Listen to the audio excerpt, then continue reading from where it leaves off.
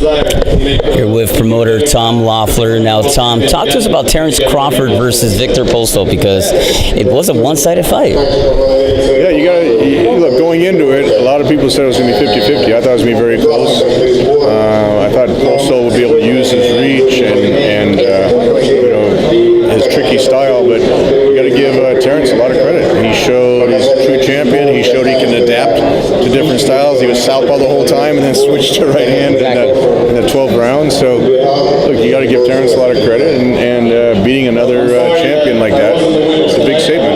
Yeah, Postol being tall, rangy, has a long reach, has all the necessary tools to be one of the best fighters at 140 pounds, and he proved it knocking out Lucas Vitesse, but it was all absent. It wasn't there. His boxing IQ was completely outside that ring. Well, I think a lot of that has to do not necessarily with Postol, but with Crawford. I mean, Crawford took him out of his rhythm, took him out of his game plan, and you could see Postol wasn't able to hurt Crawford, although Crawford seemed like he hurt Postol a few times. So, like I said, you got to give both guys credit. Whenever you can get two champions to fight each other, you got to give them both a lot of credit. That's the problem we're having with Gennady getting another champion in the ring. But besides that, it was a great event. I mean, Bob put on a great show, great undercard fights.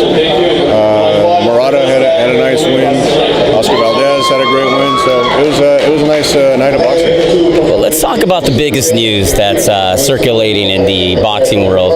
You know what I'm talking about. Gennady Golovkin versus Kell Brook. A lot of people either love the fight or hate the fight. And I know it's going to be a huge event in the UK, but what are your thoughts on it as a fight, as a fan? Well, I'll tell you, whenever you can sell out the O2 Arena, which is one of the biggest arenas in Europe, in 11 minutes, literally 11 minutes. I mean, you can see the fan reaction, the media reaction is great. See, the fans in England, they recognize the struggle that Eddie Hearn has had getting welterweights, big welterweight names to fight Kell Brook. Same struggle we've had getting big middleweight names to fight Gennady. Kell Brook doesn't know how to lose. He's 36-0. He's an undefeated welterweight champion. Gennady doesn't know how to lose. He's 35-0, and he's the best middleweight champion. And for Gennady to go and defend his titles in Brook's home country, I mean, that evens out a lot of the playing field. When you talk about the time difference, you talk about the jet lag, you talk about the arena with all of Brook's fans. But that's the thing, with Gennady doesn't care where he fights. He wants to show that he's really the true definition of a world champion. He's fought in so many places around the world, and this is a great event. It's not unheard of a welterweight challenging a middleweight. Emil Griffith did it. Sugar Ray Leonard did it. Mickey Walker. All those fighters back from the 30s, the 40s, the 70s, they all did it. Why are people nowadays making such a big fuss that it's a mismatch? I don't know. I mean, it's pretty well documented that we went down the list, starting with Canelo, then Saunders, then Eubank. I mean, it's been very well documented, everyone that we tried to do the fight with. And by the time Eubank didn't sign the contract, or Eddie couldn't get Eubank to finalize the deal, we were running out of time. I mean, Eddie had the O2 Arena reserved. It's on Sky Pay-Per-View, Sky Box Office.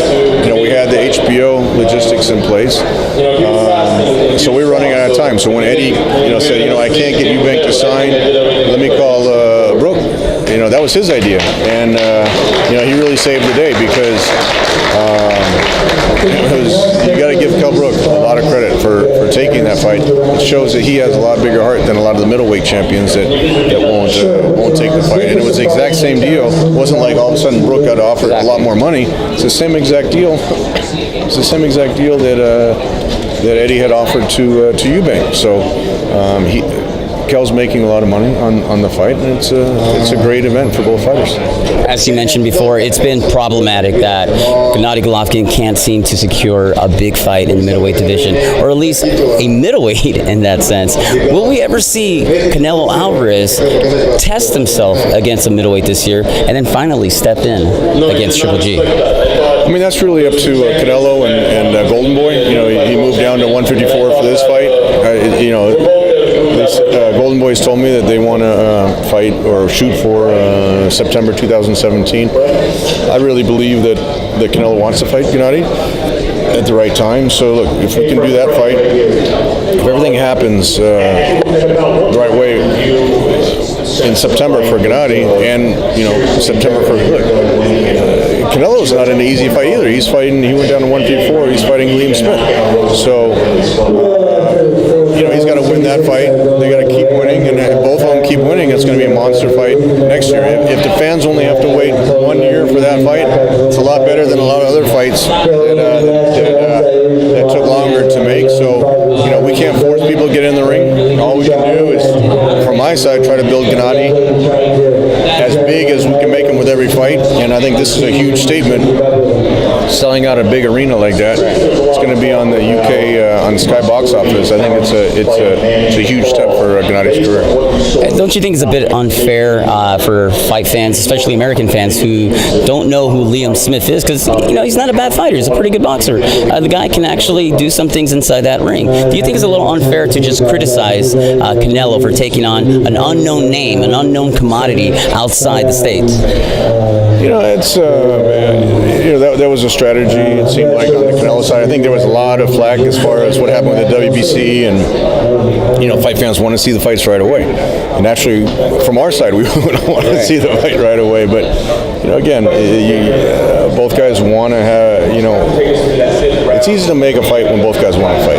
Like I said with the Kell Brook fight, we made that fight literally in 2 days. When both guys want to fight, it's easy to make the fight. When there's one guy that doesn't want to make the fight, whether it's Saunders, whether it's Eubanks, whoever it is, going down the list, you can't force people to get in the ring. I can yell and scream all I want. That doesn't mean they're going to get in the ring. So that's why we still have to keep going back to giving Brook a lot of credit. There's Gennady says there's talking champions and there's boxing champions, and Brook and Gennady are both real boxing champions. One of the final things I want to ask you, does it get a little frustrating when you have a fighter like BJ Saunders? He starts calling out Gennady as soon as he finds out he has a dance partner. I believe Jacobs did the same thing, wrote on his Twitter that he wanted to fight as soon as he found out that Gennady already had a fight in the works. Does that get frustrating? I mean, does that upset you as a promoter? It's one thing to talk about fighting Gennady, it's another thing to actually sign the contract. And if you price yourself out, if you ask for $4 million, you're basically pricing yourself out of any realistic situation to fight Gennady. So, there's a lot of different ways to say no. Like I said, Brook is going to be very well compensated for taking this fight, and as well he should be. So will Gennady going over there. So, I've gotten used to people saying they want to fight him as soon as I announce a fight, when they know there's no danger of actually having to take the fight. But look, it's one thing to sign a contract like Brook did. It's another thing to talk about fighting. Last question. We'll see Gennady on September 10th. Will we see him again in December? The plan is definitely to bring him back if everything goes the right way. I mean, it's my job to plan ahead. Gennady and Abel are focused on September 10th.